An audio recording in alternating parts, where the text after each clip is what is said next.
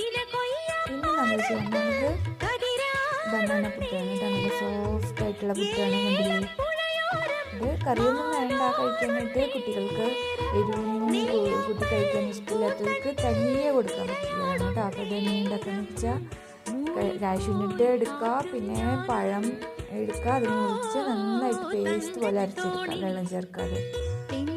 ഇതിലേക്ക് കുറച്ച് ഉപ്പുപൊടി ചേർക്കുക. പിന്നെ ഇത് നമ്മൾ അരിപ്പൊടി, ആവശ്യത്തിനുള്ള അരിപ്പൊടി ഇട്ട് പുട്ടിന് നനയ്ക്കുന്ന പോലെ നനച്ചെടുക്കുക.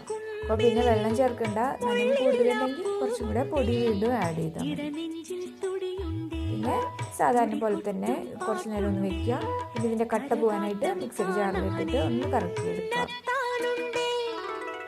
അത് നമ്മൾ നാളികേരം ചേർത്ത് സാധാരണ പുട്ടുണ്ടാക്കുന്ന പോലെ ആവിയിൽ വേവിച്ചെടുക്കുക.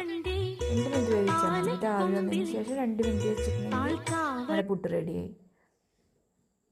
അപ്പോൾ ഇതുപോലെ പുട്ടുണ്ടാക്കി നോക്കാത്തവർ ഉണ്ടാക്കി നോക്കിക്കോട്ടെ. സൂപ്പറാണ്. കുട്ടികൾക്ക് ബെസ്റ്റാണ് ഇത്. പഴം കഴിക്കാൻ മടിയുള്ളവർക്കൊക്കെ കൊടുക്കാമല്ലോ. പഴം ആണെന്ന് അറിയാതെ തന്നെ അവർ കഴിച്ചോളും. അപ്പോൾ ഉണ്ടാക്കി നോക്കാത്തവർ ഉണ്ടാക്കി നോക്കാം കേട്ടോ. കൂടുതൽ ഡീറ്റെയിൽ ആയിട്ട് ഇതിൻ്റെ റിലേറ്റഡ് വീഡിയോയിൽ കൊടുത്തിട്ടുണ്ട്. അത് നോക്കി ചെയ്യാം.